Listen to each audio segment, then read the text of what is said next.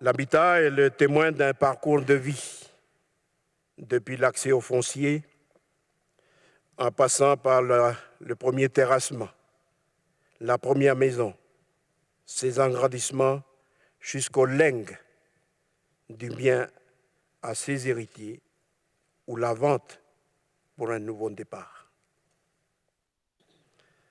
C'est ainsi qu'il nous faut interroger au cours de ce symposium ce que traduit le caractère océanien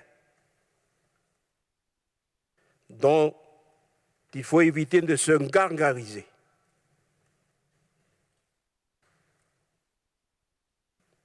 Parce que les squats nous relèvent qu'ils sont des lieux qui sont similaires à ceux que nous avons vécus ou que nous vivons en Océanie, mais il n'en reste pas moins des lieux de vie difficiles pour ceux qui y habitent. Et il faut surtout éviter de verser dans le fatalisme qui est lié à la bonne ou mauvaise conscience qu'on peut en avoir. C'est aussi une interrogation qu'on est en droit de se poser quant à la vertu qui est au fondement humaniste de l'accès à un habitat de plus de 20 ou de 30 millions de francs CFP. Pour un jeune couple de 25 à 30 ans qui, de ce fait, de cet investissement, va débuter sa vie avec des contraintes très fortes liées à cet investissement. L'habitat océanien, c'est à mon sens le besoin d'une reconceptualisation du cadre de vie autour de plusieurs considérants sur lesquels je voudrais m'appesantir. Le premier est celui de l'identité paysagère, les PUD que vous avez à traiter en permanence, que ce soit pour les professionnels, les bureaux d'études ou les collectivités, en font un élément important de leurs aspirations. Cette identité paysagère qu'on construit au sens patrimonial du terme, elle se dégage par la forme des maisons, des bâtisses, la couleur et l'originalité des constructions, les matériaux qui la composent, mais aussi par les chefs-d'œuvre architecturaux qui les président. En un mot, tous ces éléments qui physiquement et visuellement disent où vous êtes et l'histoire des lieux. Bref, la diversité de la Nouvelle-Calédonie quand vous la traversez contre l'uniformisation. Ces éléments sont importants parce qu'ils fixent ce qui va être pour des générations le cadre de vie dans lequel ils vont succéder aux responsabilités que nous assumons aujourd'hui. Il s'agit aussi de réussir à intégrer davantage nos façons de vivre, la diversité de nos histoires, nos cultures, nos situations respectives. Est-ce qu'il y a une façon de construire l'habitat en pays Haute-Mawap? Est-ce qu'il y a une façon de construire un habitat en pays Ndéou? Est-ce qu'il y a une façon de construire un habitat en Polynésie française ou à Aotearoa?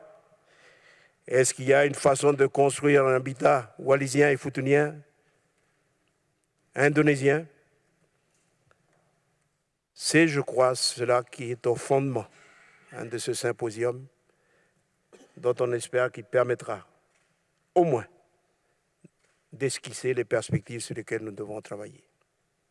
Ce défi est bien de voir, mais ce défi est bien de voir ce que cela implique comme effet individuel, collectif, pour faire océanien.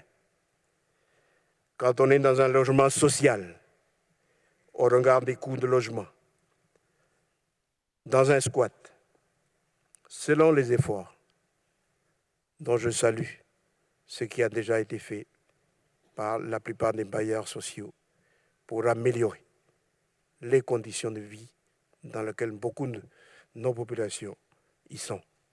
C'est aussi une interrogation que nous devons avoir dans ce concept d'océanien que nous voulons promouvoir. En troisième lieu, je voudrais insister sur le fait que nous devons désormais rendre disponible le foncier nécessaire. Le paradoxe réside dans le fait que malgré la faiblesse de notre population, le foncier est peu disponible. Il est contraint, il est coûteux, en raison des risques naturels que nous devons prévenir, des enjeux coutumiers internes aux populations qui relèvent de la coutume, de la concurrence des besoins, dont généralement celui dont on parle le plus en termes d'aménagement du territoire, les besoins d'ordre urbain et les besoins ruraux. Malgré que les outils juridiques, financiers, coutumiers, etc., ne manquent pourtant pas, il est à craindre, je voudrais le dire avec force, que nous nous soyons enfermés dans le culte des principes d'autre temps, dans une espèce de fatalisme neutralisant, décalé des besoins de notre société. Et nous devons regarder cela avec réalisme et pragmatisme. Il faut crever les abcès en objectivant les questions. Nous avons au gouvernement de la Nouvelle-Calédonie la responsabilité sur la compétence en matière d'assurance. Nous avons déjà fait un petit pas, celui de permettre de protéger ceux qui sont les clients dans la construction face aux constructeurs, pour essayer d'équilibrer au mieux les responsabilités des uns et des autres. Nous allons nous attaquer à la spéculation foncière en 2023. Je souhaite qu'on ne doute pas un seul instant de notre volonté de le faire, parce qu'il y va de l'avenir de la Nouvelle-Calédonie.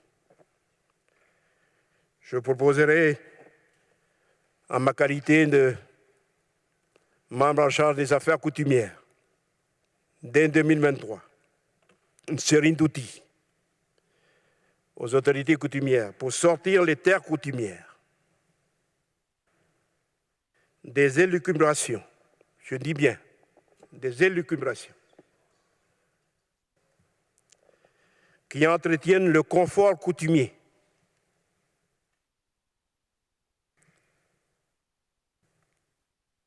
et qui ne trouvent pas de réponse aux besoins de ces nombreuses populations et des jeunes qui souhaitent progresser dans leur trajectoire de vie. Le Congrès s'est saisi de la question et a créé à cet effet une commission spéciale. Le gouvernement s'y investira pour que l'année 2023 soit l'année durant laquelle nous légiférons sur les outils nécessaires au développement des terres coutumières, puisqu'il y a une volonté désormais de s'affranchir de toutes les questions que cela soulève. Les questions d'aménagement seront traitées dans le cadre de la définition des principes directeurs en matière d'urbanisme. Nous travaillerons pour que les exemples qui ont été pris en compte dans le cadre des PUD communaux puissent être étendus. Le statut des GDPL va être réformé. Le statut juridique des terres coutumières sera traité. Je fais partie de ceux qui considèrent que nous disposons dans l'arsenal juridique français de tous les outils juridiques qui permettent de pouvoir travailler sur terre coutumière ou en tout cas de les développer.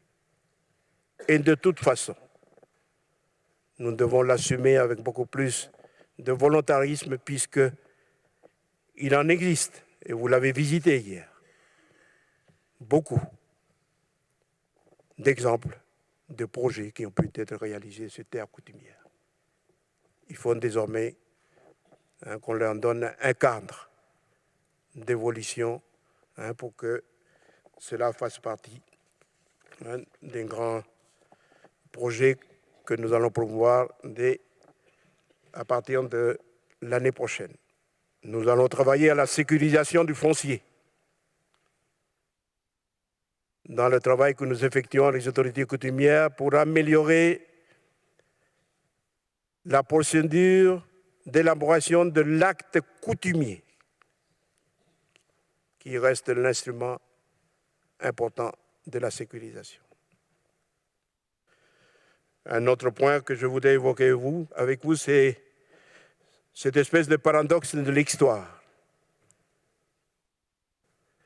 qui fait qu'après avoir enfoui dans nos mémoires, dans nos pratiques, dans nos vies, les savoir-faire traditionnels, nous découvrons le besoin aujourd'hui de les exhumer pour les mettre à la disposition de la modernité, une modernité qui a atteint ses limites dans beaucoup d'aspects de nos vies. Exhumer les savoir-faire enfouis dans l'histoire pour les renouveler, les reformuler sous le vocable de l'innovation. Il faut élaborer de nouveaux référentiels et des normes, tout en évitant de trop contraindre pour un petit peuple de 270 000 habitants seulement. C'est un des grands défis que nous devons relever. Les travaux de la DAPM sur le RCNC contribuent déjà à l'amélioration des compétences des professionnels et à la valorisation des matériaux biosourcés. Je veux qu'on consolide les filières. Nous avons encore de la marge. La paille ou la feuille de cocotier qui dure durant pratiquement 7 années sur les toits d'un faré ou d'une case sans qu'ils aient subi le moindre traitement, doit pouvoir faire l'objet, par exemple, d'analyses, d'études, pour voir dans quelle mesure ce savoir traditionnel peut être mis à la disposition de ce projet d'habitat océanien. De même, le référentiel de l'habitat océanien ambitionne de prendre en compte à la fois les savoir-faire et les modes de vie. Et c'est pour cela que nous avons voulu que nos amis d'Aotearoa et du pays Maui soient présents à nos côtés, puisque nous avons une obligation vis-à-vis de la région à laquelle nous participons très largement depuis plusieurs années à la destinée à travers le Forum des îles du Pacifique et d'autres organismes régionaux comme la CPS qui nous abrite aujourd'hui. Mais n'y a-t-il pas une question qui est celui, j'aimerais bien qu'on y travaille durant ces 2 jours, qui est celui de valoriser le savoir-faire actuel, artisanal, celui qui réalise tous les jours l'habitation de beaucoup de nos citoyens de manière informelle, entre guillemets, et qui n'obéit aucunement à aucune règle de droit telle que nous les avons pensées dans notre législation actuelle. C'est un véritable défi qui est posé à ce symposium. C'est aussi la nécessité de repenser l'aménagement du territoire pour faire face aux défis du changement climatique et aux risques sanitaires. Nous ne pouvons plus travailler en silo. Nos diagnostics doivent être beaucoup plus fins pour aller au plus près du besoin de nos populations, pour anticiper les inondations, les feux de forêt, les catastrophes. Tout cela impacte en effet nos constructions, l'entretien de nos habitations. Le gouvernement proposera en 2023 un texte qui définit une grande politique de gestion des risques. Nous l'avons déjà examiné en collégialité.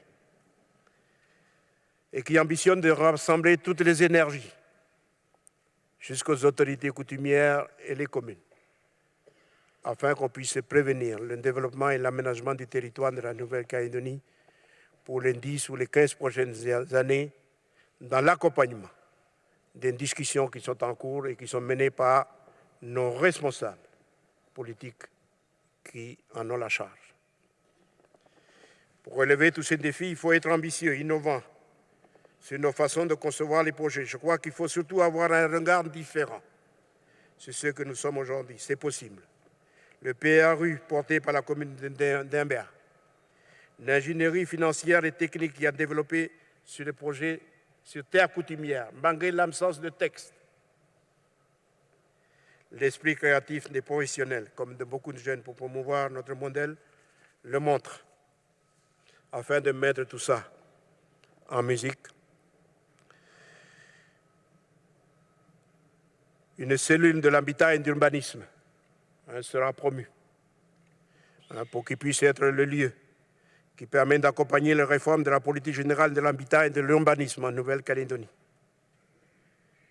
L'un des enjeux est de faire en sorte que les principes puissent évoluer en matière d'urbanisme, sur les études urbanistiques et territoriales, pour qu'on puisse aller de l'avant.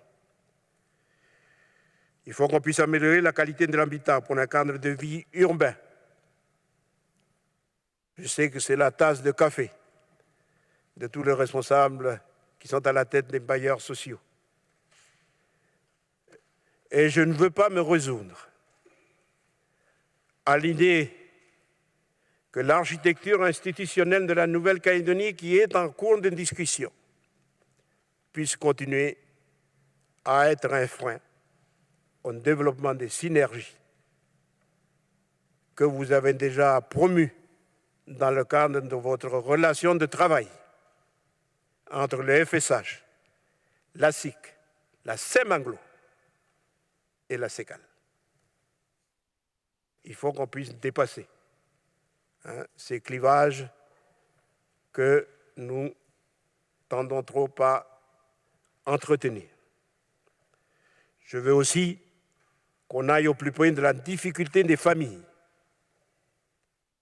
pour s'interroger sur les produits que nous leur proposons, les procédures que nous leur demandons de suivre, les aides que nous leur proposons leur permettent bien de vivre bien dans ces logements. Voilà, Madame la Consul, nos chers invités de Polynésie française et d'Aotearoa, Messieurs les membres du Congrès de la Nouvelle-Calédonie, des provinces, Monsieur le maire, les maires, Messieurs les vice-présidents et responsables des provinces, Messieurs les représentants des organismes qui traitent de l'habitat social depuis les années 70 en Nouvelle-Calédonie, lorsque l'habitat social était promu comme le moyen nécessaire pour satisfaire aux besoins d'un développement de l'économie de nickel lors de la période de boom qui s'est achevée en 1972. Donc, c'est à votre héritage, c'est à votre expertise, c'est à votre expérience que ce symposium fait appel pour que, à partir de l'année 2023, nous puissions rebondir collectivement. C'est un grand besoin que notre pays doit traiter parce que nous avons l'obligation d'accompagner nos responsables politiques sur une discussion à venir sur nos champs de compétences respectifs, là où on est, pour qu'on réussisse ensemble à l'horizon 2023 à dessiner, voire esquisser simplement ce qui pourrait être le futur de l'habitat en Nouvelle-Calédonie sous le concept de ce qu'on tire de cette région du monde qui est devenue le centre de beaucoup d'intérêts, l'Océanie. Merci de votre écoute. Excusez-moi d'avoir été un petit peu long dans mes propos.